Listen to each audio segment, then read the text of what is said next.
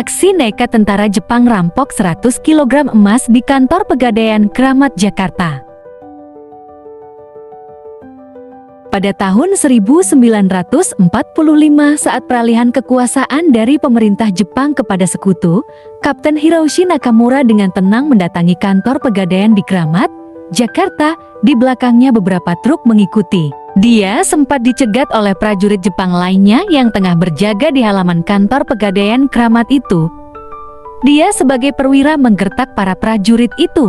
Terlebih lagi saat itu, prajurit Kekaisaran Jepang tengah galau terkait penguasa Jakarta kala itu, pasca kekalahan Jepang dalam Perang Dunia II, sehingga penjagaan tidak terlalu ketat.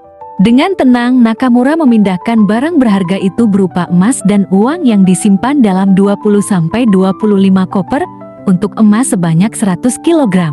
Barang berharga itu merupakan milik warga Belanda sebelum dibawa ke kamp interniran Jepang.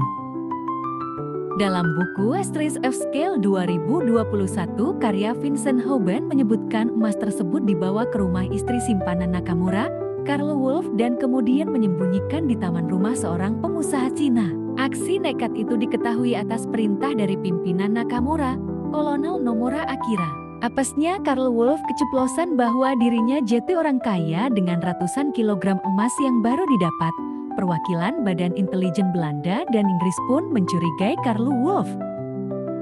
Dua orang perwira intelijen itu berhasil menemukan harta karun itu, kemudian mereka menggelapkannya demi kepentingan diri sendiri.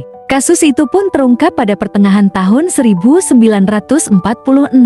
Sejumlah besar orang yang terlibat dalam kasus tersebut ditangkap, termasuk Nakamura. Koran The Locomotive edisi 1 Agustus tahun 1948 memberitakan kasus perampokan besar-besaran itu disidangkan di pengadilan militer di Batavia. Diketahui, harta karun itu tidak pernah ditemukan secara utuh.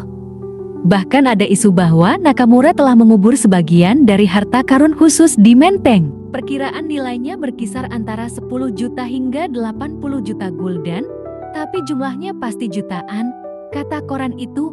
Dua perwira intelijen, Hales dan Helpers, telah diadili di pengadilan Belanda dan Inggris. Carlo Wolf, istri simpanan Nakamura, dijatuhi hukuman 8 bulan pada Agustus tahun 1946. Dalam kesaksiannya, Carlo Wolf menyebutkan dia mendapat uang dari temannya, Nakamura, senilai 10 juta gulden. Carlo Wolf juga mengatakan kepada teman-temannya bahwa dirinya lebih kaya dari ratu. Aku akan tidur di tempat tidur emas dan tamu-tamu saya akan makan dari piring emas, kata Carlo Wolf.